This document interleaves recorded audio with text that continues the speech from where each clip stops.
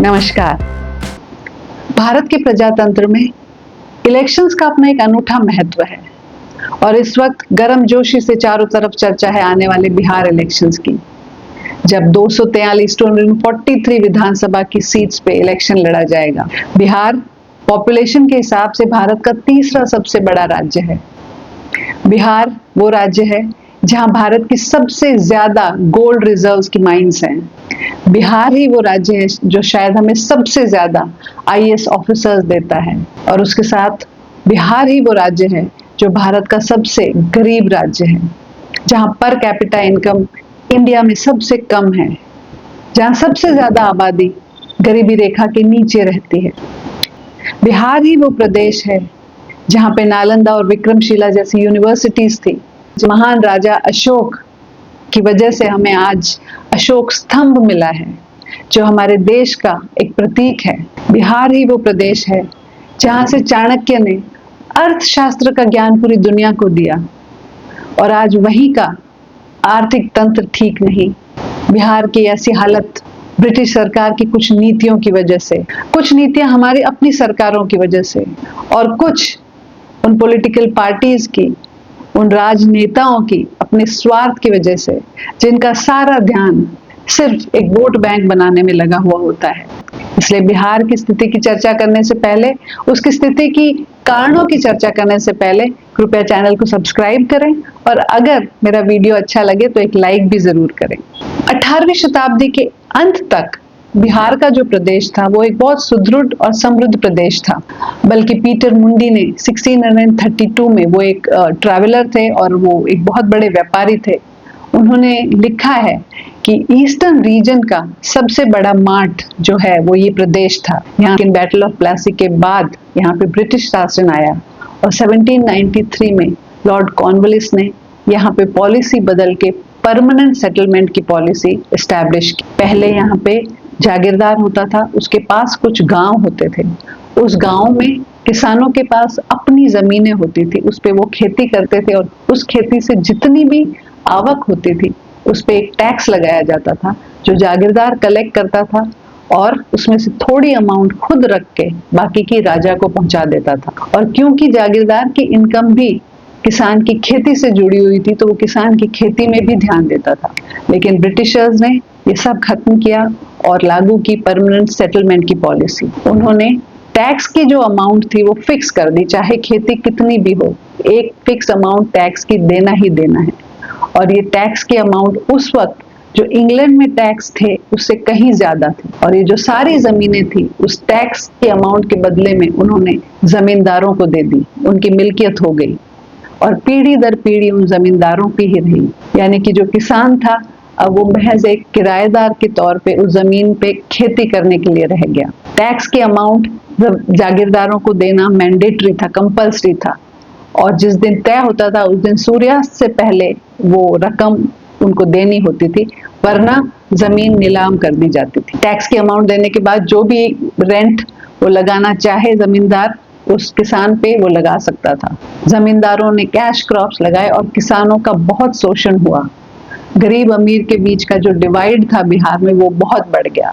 किसान गरीब होता चला गया और जागीरदार अमीर होते चले गए और बिहार जिसकी मेजॉरिटी पॉपुलेशन किसानों की थी वो गरीबी की आग में धंस गया। दूसरी एक वजह थी इंडिगो प्लांट की खेती, जो नील का पौधा होता है उसकी खेती बिहार में ब्रिटिशर्स बहुत करवाते थे। बल्कि हर किसान को उन्होंने कंपल्सरी किया था कि 1/3 जमीन में उनको नील का पौधा ही उगाना है, क्योंकि इसी से वो इंडिगो डाई बनाते थे जो पूरी दुनिया में बहुत फेमस थी। जो आज आप डेनिम जीन्स पे जो इंडिगो डाई लगती है, वो इंडिगो के पौधे की वजह से वहां की जमीनें नष्ट होने लगी, क्योंकि वो पूरी उपज जो है उस जमीन की इंडिगो का पौधा खत्म कर देता है। किसान की जो पैदाइश थी वो घट गई, गरीबी बढ़ती गई। 1917 में गांधी जी आए और उन्होंने जो चंपारण का इंडिगो सत्याग्रह था वो किया। ये थी ब्रिटिश सरकार की नीतियां। आजादी के बाद भारत सरकार ने भी कुछ ऐसी नीतियां अपनाई जो बिहार को और गरीबी में धकेल गई। ये थी फ्रेट इक्वलाइजेशन की पॉलिसी। बिहार में खाने बहुत हैं, कोयले की, आयरन ओर की, यहाँ पे बहुत खाने थी। तो जाहिर है सारे जो इंडस्ट्रियलिस्ट थे वो अपनी इंडस्ट्री इन खानों के आसपास ही लगाते, क्योंकि इसकी जरूरत हर इंडस्ट्री में पड़ती थी ताकि उनके जो ट्रांसपोर्ट का खर्चा है वो कम हो जाए। लेकिन इसी वक्त भारत सरकार ने एक नई नीति अपनाई और जो ट्रांसपोर्ट का खर्चा था वो भारत सरकार ने खुद उठाया। इंडस्ट्री चाहे आप भारत में कहीं पे भी लगाओ, फ्रेट का खर्चा एक बराबर रहेगा। तो बिहार तो वैसे ही लैंडलॉक्ड है, यहाँ पे कोई पोर्ट नहीं है। इसकी वजह से जो सारी इंडस्ट्री थी वो जो पोर्ट के एरियाज थे जहां से वो बाहर भेज सकते थे माल, वहां पे चली गई और बिहार को भारी नुकसान इस पॉलिसी की वजह से हुआ। कोई भी इंडस्ट्री वहां आई ही नहीं। 1967 में पूर्व भारत में शुरू हुई एक नक्सल माओइस्ट मूवमेंट, जो लेफ्ट के कम्युनिस्ट थॉट वाले जो लोग थे, कम्युनिस्ट पार्टीज वहां बनी और लेफ्टिस्ट कम्युनिस्ट के जो एक्सट्रीमिस्ट थे, जो रेडिकल्स थे, उन्होंने ये नक्सल मूवमेंट वहां पे शुरू की और इस नक्सल माओइस्ट मूवमेंट की वजह से उस प्रदेश ने बहुत भुगतान दिया, आज तक दे रहा है। 1947 से लेके 1990 तक बिहार में कांग्रेस का ही शासन रहा। 1 से लेके 1990 तक 18 सीएम बदले गए। कुछ सीएम को वापस गद्दी दी गई, लेकिन 18 बार सीएम बदले गए।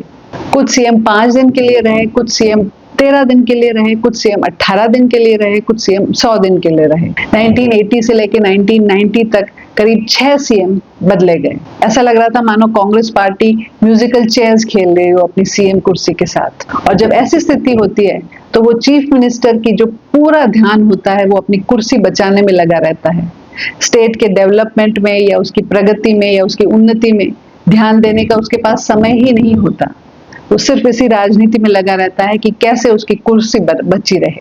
1990 में बिहार में शुरू हुआ लालू प्रसाद और राबड़ी देवी का शासन। एक ऐसा शासन जहां सारा बजट सिर्फ सोशल रिफॉर्म्स में चला गया। प्रोग्रेस, डेवलपमेंट, इंडस्ट्री, प्रोजेक्ट्स, इसमें बजट अलॉट ही नहीं किया गया। एक ऐसा दौर जहां करप्शन अपनी चरम सीमा पे था।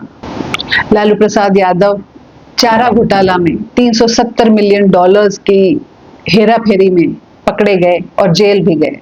2005 में बिहार में आए नीतीश कुमार, उनका शासन आया। पहले टर्म में ऐसा लगा कि शायद बिहार के कुछ अच्छे दिन आएंगे। उन्होंने डेवलपमेंट की तरफ एक रुख किया, एक कोशिश भी की। उस टर्म में थोड़ी सी जो पर कैपिटा इनकम थी बिहार की जो बढ़ी, लेकिन उसके बाद उनका भी पूरा ध्यान, उनकी भी पूरी एफर्ट अपनी कुर्सी को बचाने में लग गई। कभी इस पार्टी का सपोर्ट लिया, कभी उस पार्टी का सपोर्ट लिया। आज हम 2025 में हैं और 9वीं बार वो सीएम बने हैं। और आज भी बिहार की आर्थिक हालत, बिहार की लॉ एंड एडमिनिस्ट्रेशन की हालत अच्छी नहीं है। इलेक्शन के माहौल में पिछले 10 दिनों में एक लड़ी लग गई है हत्याओं की। बिहार इंडिया की जो वायलेंट क्राइम्स की जो लिस्ट आती है, सूची होती है, उसके 5 टॉप स्टेट्स में हमेशा होता है। जिस प्रदेश ने भारत के इतिहास को इतना गौरवान्वित किया है, उस प्रदेश का वर्तमान इस स्थिति में नहीं होना चाहिए। भारत की उन्नति में, भारत की खुशहाली में उसके हर राज्य का अधिकार है। नमस्कार, जय हिंद।